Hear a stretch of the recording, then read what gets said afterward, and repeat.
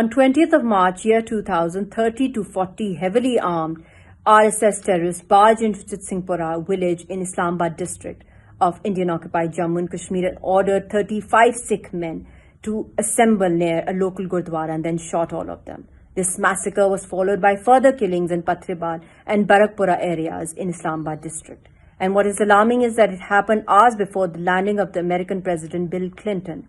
It was done at the behest of the Indian agencies to give a communal tilt to the entire Kashmiri struggle, as they did in the case of the Kashmiri Pandits. Though it was rejected by the global Sikh community, by the Kashmiri leadership, by the Kashmiri public.